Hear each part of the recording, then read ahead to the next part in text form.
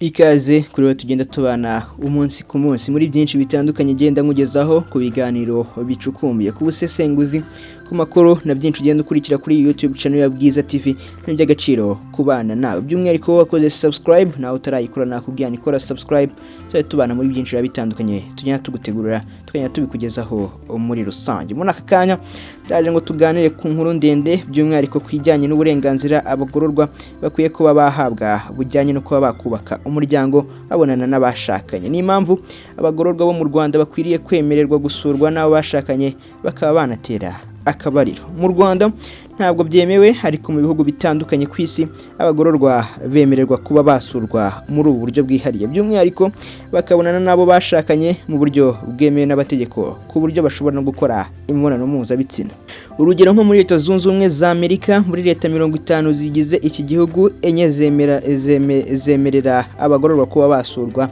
nabo bashakanye mu buryo ibi bizwi nka conjugal visit cyangwa visite conjugale izo ni California, Kentucky, New York na Washington byarakorwaga no muri leta ya New Mexico ariko biza guhagarikwa nyuma yuko byaje kugaragara ko umwe mu bagororwa yaciye muri humya abashinzwe umutekano wa gereza akabyara abana bane ku bagore batandukanye mu gihe yari afunze mu bihugu abagororwa bemerewe guhura nabo bashakanye usanga hashyirwaho gahunda yitwa guhuza imiryango Family Reunion Program cyangwa FRP mu magambo ahinnye dore ko uyu mwihariko mu gusurwa aricyo ubu nagendereye tukiri muri Amerika binyuze muri FRP umugororwa ashobora gusurwa n'uwo bashakanye ku buryo bwemewe n'amategeko cyangwa abana be nk'ufite umuhungu cyangwa umukobwa w'inshuti ye ntago aba yemerewe kumusura muri ubu buryo bwihariye ariko usanga ari naho bamwe babeshya ko abo bakobwa cyangwa abo basore ari bashiki babo cyangwa se abandi bantu ba hafi mu miryango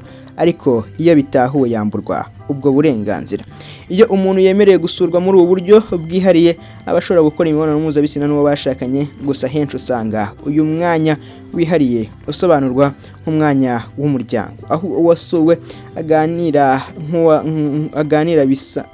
n'uwamusuye ahantu badacunzwe nk'uko gusurwa bisanzwe bigenda ahubwo bari ahantu bisanzuye ku buryo baba bameze nko mu rugo uku gusurwa kuba kugamije kandi ko abagororwa bubahiriza amategeko ya gereza bakagira imyitwarire myiza ku buryo batiheba mu Rwanda byifashe bite amategeko y'u Rwanda ntabwo yemerera abagororwa kuba basurwa muri ubu buryo bwihariye ingingo ya 40 mu itegeko ryo muri 2010 rishyiraho urwego rw'igihugu rushinzwe imfungwa n'abagororwa RSS igena uko gusurwa iyo isobanura ko umuntu ufunzwe bafite uburenganzira bwo gusurwa mu minsi n'amasaha mu buryo buteganywa n'amategeko ngengamikorere ya gereza kandi ahererekanya n'abamusura amakuru ku mugaragaro acunzwe n'umucungagereza cyangwa undi mukozi wa gereza ubifitiye ububasha ibi bitandukanye n'ubu buryo bwo gusura bwihariye bukoreshwa handi gusa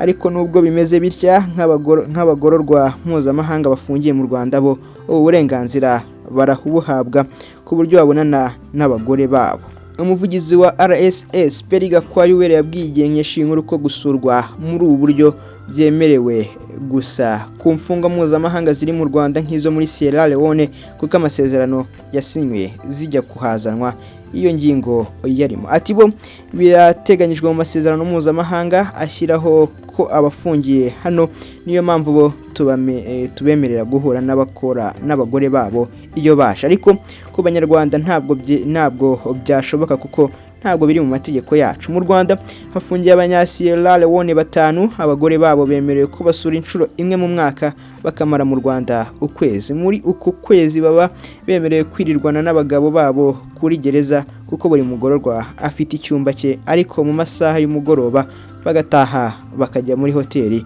aho baba bacumbitse. Hari impamvu nyinshi zatuma abanyarwanda nabo bemererwa gusurwa muri ubu buryo.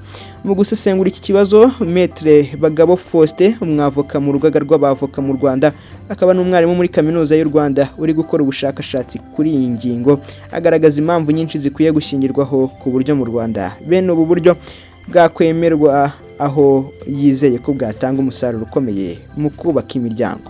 Maître Abagabo atanga impamvu enye z'ingenzi zikwiye gushingirwaho. Iya mbere ni ukurengera umuryango, aho asobanura ko ingingo ya 18 y'itegeko nshinga iteganya ko umuryango ari wo shingiro kamere ry'imbaga y'abanyarwanda, urengerwa na leta, ndetse leta igasabwa gushyiraho amategeko n'inzego bikwiye bishinzwe kurengera umuryango, by'umwihariko umwana na nyina, kugira ngo umuryango ugire ubwisanzure. Akomeza asobanura kandi ko bishimangirwa n'ingingo ya 17 y'itegeko nshinga iteganya ko uburenganzira bwo gushyingiranwa no kugira umuryango burengerwa n'amategeko. Ku byerekeye kugira umuryango, asobanura ko bibumbatiye kororoka, kuko umuryango ugizwe n'umugabo, umugore n'abana, uretse uwagira ibyago byo kubura urubyaro. Kuri iyi ngingo yo kurengera umuryango, Maître Bagabo asobanura ko kwemera umugore cyangwa umugabo kuba yahura n'uwo bashakanye afunzwe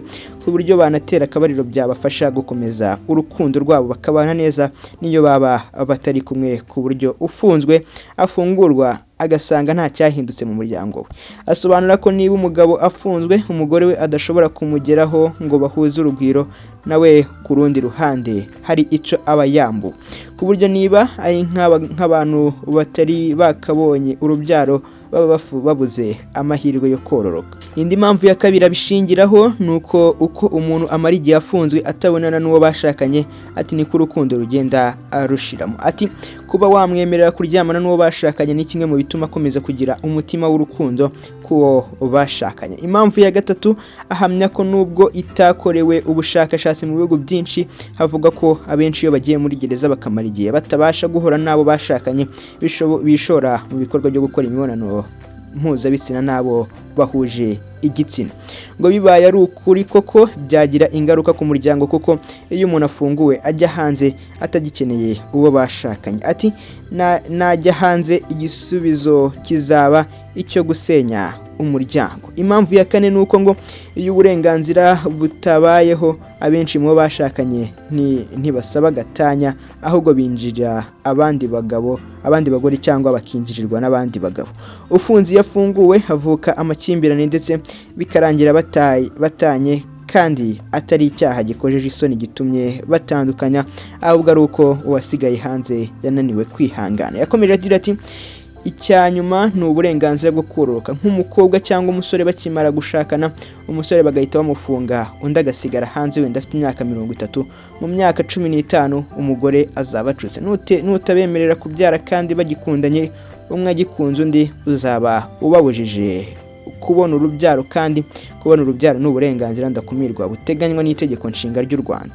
Byafasha imfungwa kororoka bikazirinda ihungabana. Kugusura ntabwo kugamije kuryamana gusa. Urugero, umugabo n'umugore bafite byinshi byo kuganira, ku buryo umugororwa aba yemerewe kuganira n'abana be, akumva ubuzima babayemo, akaganira n'umugore we, akamutura ibibazo undi nawe akamuhoza. Uyu munyamategeko avuga ko hari abagabo baba barihebye batazi uko abana babo babayeho, niba barya umugati cyangwa se niba bakibona imyambaro, kabone niyo baba bamusura kubera umwanya muto bamarana nawe, ugasanga gikeneye kumenya byinshi kuri bo. Maître Bagabo ati abenshi iyo bagifungwa usanga barahungabanye kubera gutekereza uburyo imiryango yabo yasigaye hanze bayeho, cyane uwasize abana. Hari usiga umwana akivuka akaba yasubira mu buzima busanzwe, umwana wamaze imyaka 15 atazi ko se abaho.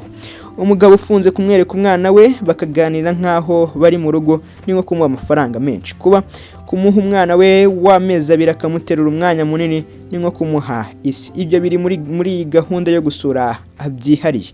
Bagabo yavuze ko mu bindi bihugu guha imfungwa ubu burenganzira bisaba ibintu byinshi, bityo nazo ziba zigomba kurangwa n'imyitwarire myiza. Ati bisaba ikinyabupfura kiri hejuru igihe bafunzwe, uwitwaye nabi muri gereza ntabwo bamuha ubu burenganzira. Hari abibaza ko guha uburenganzira abagororwa aho niba bitaba ari ukurengera. Abantu benshi bagaragaza ko kuba umugororwa yakwemera uburenganzira nk'ubu byaba bimeze nko gufata umuntu wakoze icyaha ukamushimira, mu gihe ahubwo akwiriye guhabwa igihano gituma yitekerezaho agahinduka, ku buryo ubwo burenganzira azongera kubusubizwa yarazinutswe icyabumwambuye aricyo cyaha aba yarakoze kugira ngo abari muri gereza. Metre Bagabo yasobanuye ingingo avuga ko byaba ari ukwibeshya kuko guha uburenganzira umugororwa byaba ari ukurengera. Ati gufungwa bivuze kukubuza uburenganzira bwo kwidegembya uko ushaka, nicyo bivuze cyonyine. Iyo hari ikindi bakeneye kongeraho urukiko rucyongeraho. Imfungwa igumana uburenganzira bundi bwose uretse ubwo kugenda cyangwa ubwo gutora cyangwa gutorwa. Hari uburenganzira bumwe utakaza busaba ko uba utarafunzwe. Akomeza agira ati itegeko ryacu riteganya ko umuntu afungirwa hafi y'umuryango we. Kuki se ribiteganya? Kuki batavuga ngo bagufungire i Rusizi kandi uri uw'i Rwamagana? Ni uko bazi ko umuryango wawe ufutuye uburenganzira bwo kugusura. Kuri we kuba abagororwa batemerewe guhura n'abo bashakanye ngo batera akabariro, avuga ko abaturage batagomba kumva ko igihugu cyahonyoye uburenganzira bwa muntu kuko uburenganzira ari bumwe mu buzanwa no guhindura imyumvire n'amikoro y'igihugu, progressive right. Ariko yizera ko biganiriweho n'inzego za leta n'abandi bafatanyabikorwa byashoboka kandi bigafasha ubuyobozi kubaka mu muryango nyarwanda. Ibi yabivuze agira ati abantu benshi bari muri gereza icyo babuze kuruta ibindi si ugutera akabariro n'uburenganzira bwo kwidegembya. Kuba hategerezwa ubu burenganzira ku bashakanye ni mu rwego rwo gusigasira umuryango nyarwanda, ariko nibivuze ngo numuha kuryamana n'umugore cyangwa umugabo we rimwe mu mezi angahe ngo uzaba umufashe nkaho adafunzwe. Ibi ngibi byakorwa bite? Umwe mu baganiriye n'igihe utaratangaje ko amazina ye agaragara muri iyi nkuru yavuze ko mu Rwanda iyi gahunda itashoboka kuko isaba amikoro ari hejuru yo kubaka ibyumba bishya abagororwa bajya bahuriramo n'abo bashakanye. Ati mu buryo bwabyo biragoye, bisaba ibyumba byihariye. Metre Bagabo avuga ko akiri gukora ubushakashatsi arebe uko mu bindi bihugu bikorwa, gusa kuri we ntabona ibyumba nk'imbogamizi, ahubwo asanga icyangombwa ari uko abantu baba bamaze kubyumva. Gusa yemera ko hari icyo bisaba, ariko nk'igihugu gikunda umuryango akumva ko bishoboka, nubwo cyane ko igihugu cyacu cyakoze byinshi mu byerekeye gufata neza imfungwa n'abagororwa. Mu gusobanura ko bishoboka yashimangiye ko abantu bose bafunzwe badakeneye uburenganzira kuko buhabwa abashakanye byemewe n'amategeko, ku buryo ushobora gusanga mu bantu 10,000 abantu 3,000 aribo barebwa n'uburenganzira, ndetse ahenshi usanga abakatiwe igifungo cy'igihe gito batemererwa n'ubu burenganzira kuko baba bafite icyizere cyo kuba bataha mu miryango yabo vuba. Ati aho badafite icyumba cya buri mugororwa bubaka ibyumba iruhande rwa gereza, umuntu akinjira mugenzi we akamusangamo bakishimana,